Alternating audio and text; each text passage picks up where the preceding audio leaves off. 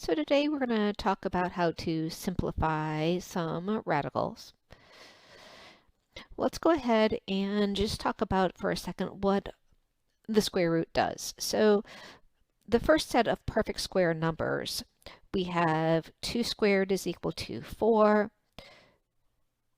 3 squared is equal to 9, 4 squared is equal to 16, 5 squared is equal to 25, 6 squared is equal to 36.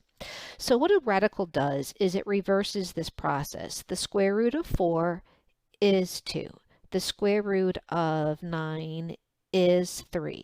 The square root of 16 is 4. And the square root of 25 is 5. And the last one, the square root of 36 is 6. Now notice when they come out of those square roots, the radical symbol is gone. So when we're going through and simplifying these radicals, we're going to look for the perfect squares in them. So we're going to go ahead and leave this up here, and we're going to start with the first one, which is the square root of 108. Now, 108 is an even number, so I'm going to first try to divide 108 by 4. And it is evenly divisible, it equals 27. So I'm going to rewrite that radical, and now I have that is equal to the square root of 27 times 4, and that's because 27 times 4 is 108. But if I look at my next set of lists, I also see the 27 is divisible by the next number in my perfect squares, which is my 9. So let's go ahead and do, we're going to do that as well. So I know that 27 is divided by 9, and that's equal to 3. So what I'm left with under the radical is 3 times 9 times 4. And if you do want to check that, that absolutely is equal to 108. So we're going to go back and look what we had before and use the fact that I know that the square root of 9 is equal to 3 and that the square root of 4 is equal to 2. So what that means is the square root of 9 comes out of the radical as a 3. And right now the 9 and the 4 are being multiplied together. So when I take the square root of 4 out, and again the square root of 4 is 2, it gets multiplied and I'm left with a 3 on the inside, or 6 times the square root of 3. I'm going to do this one more way just to show you that there are different possibilities.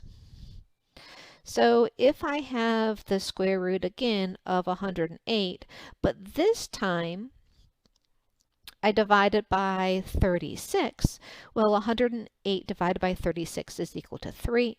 So I can rewrite that as 3 times 36. And the square root of 36 I know comes out of the radical as a 6. And that is the same number both cases.